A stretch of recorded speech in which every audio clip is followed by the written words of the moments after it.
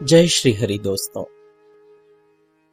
भक्त अपनी भक्ति से प्रभु को वश में करके रखते हैं। ऐसा प्रभु ने श्रीमद् भागवत जी महापुराण में ऋषि श्री दुर्वासा जी को कहा। प्रभु कहते हैं कि भक्तों को वे कभी भी किसी भी हालत में अकेला नहीं छोड़ सकते। स्वर्ग, पृथ्वी और पाताल में भी सबसे ऊंचा शब्द है भक्त। प्रभु कहते हैं कि भक्त मुझसे भी ऊंचा है।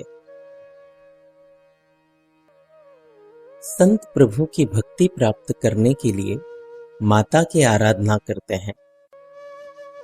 गोस्वामी श्री तुलसीदास जी ने भगवती सीता माता को कहा कि मैं प्रभु श्री राम जी को प्रिय लगूं, ऐसी कृपा माता आप कर दें।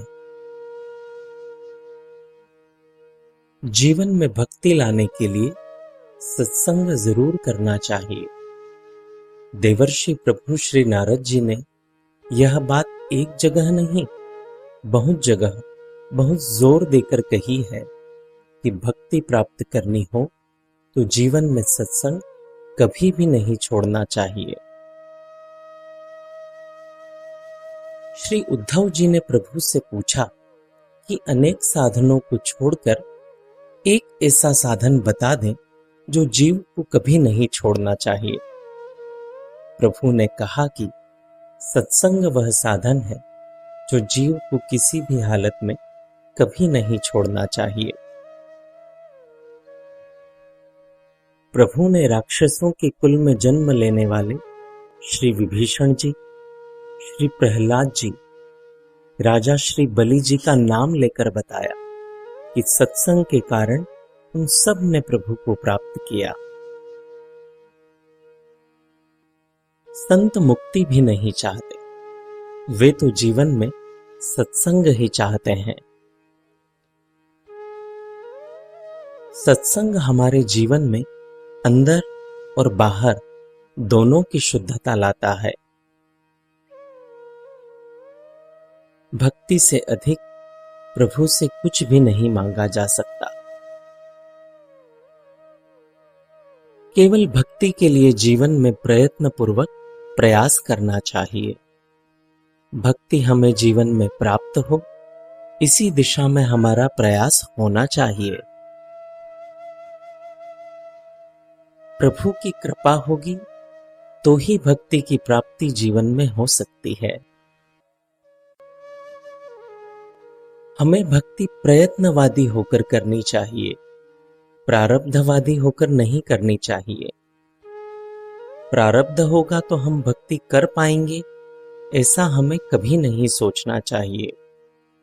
उसके लिए प्रयत्न करना चाहिए। भक्ति जब होगी तब करेंगे, यह सोचना गलत है। भक्ति का आरंभ जीवन में तुरंत करने के लिए प्रयास करना चाहिए। सत्संग का वेग प्रबल हो जाए तो संसार के विषयों में से जीव निकलता ही चला जाता है। भक्ति को प्राप्त करना है तो जीवन में सदैव सत्संग का संग करना चाहिए। प्रभु की भक्ति ही जीव का सर्वश्रेष्ठ पुरुषार्थ है। भक्ति अपने में फल स्वरूप है, यानी भक्ति ही भक्ति का फल है। जीव प्रभु का अंश होने के कारण सत, चित और आनंद स्वरूप है, पर जीव ने माया में फंसने के कारण इस तथ्य को भुला दिया है। हमारे सत, चित और आनंद स्वरूप को माया ने ढक दिया है। हम संसार में जो सुख भोगते हैं उससे हमें क्या मिला, यह हमें सोचना चाहिए, क्योंकि हमें उससे कोई भी आध्यात्मिक लाभ कभी नहीं मिलता है। अगर आप नित्य अपने मोबाइल पर भक्ति संबंधित विचारों को पढ़ना चाहते हैं तो स्क्रीन पर दिखाए जा रहे नंबर पर श्री हरि लिखकर हमें व्हाट्सएप कर दीजिए। जय श्री हरि।